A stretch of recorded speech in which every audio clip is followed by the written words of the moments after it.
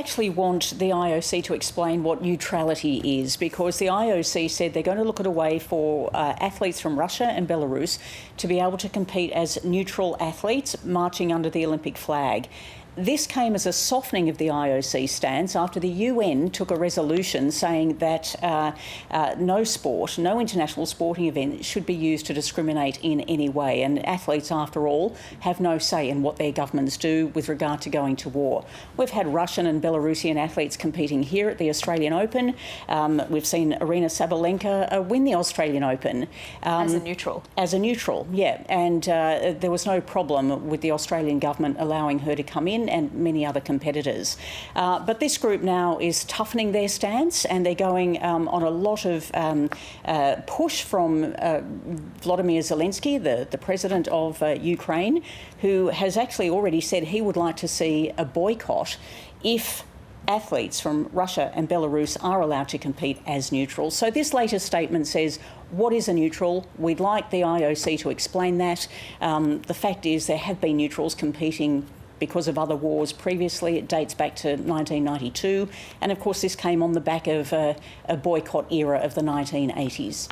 Yeah, so where does this go next in terms of these countries demanding this explanation from the IOC? I think that's a really important question. And, you know, people are wondering whether if the IOC just says, well, that's great, that's your political statement, thanks very much, but the politics of a country don't run the IOC, and the International Olympic Movement is supposedly one arena where people put politics aside and you can come together, the youth of the world. It all sounds very, you know, flowery and idealistic, but if you don't have that, and if you start drawing these sorts of lines saying, well, people involved in this war can't come, then realistically you have to talk about all wars, don't you? Because it's the same situation.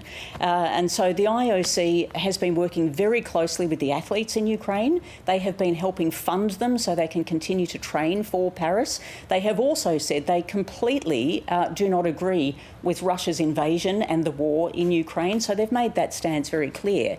But they are hoping, of course, that the war is over well and truly before Paris rolls around. What does this mean for the Russian and Belarusian athletes in the lead up to Paris next year? Because I guess the question is, how responsible are they for the actions of Vladimir Putin and their country's militaries? Exactly. And so part of the statement that these 35 countries, including Australia, has put out says that their concern with this neutral athlete idea is that many of the athletes in countries like Russia and Belarus are so tied into the military system.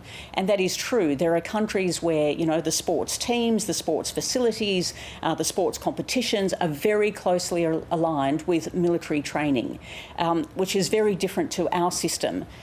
But again, is that the athlete's fault? And so I've spoken to athletes inside Ukraine who say they don't want to compete against athletes from Russia and Belarus, but neither do they want there to be a boycott of any sense. And it all comes back to this, is the boycott is what is going to be called next. And boycotts end up harming the athletes and rarely put an end to war. Is there any sense of hypocrisy from the West on this, given there was no boycott of the United States or the UK, say, in the wake of the Iraq invasion in 2003? Or Australia, we were part of that as well. No, nobody called for that. And people have also been pointing out, you know, there's an ongoing war in Yemen. And, you know, there are weapons that are involved from Western countries as they support the Saudis in fighting the Houthi rebels.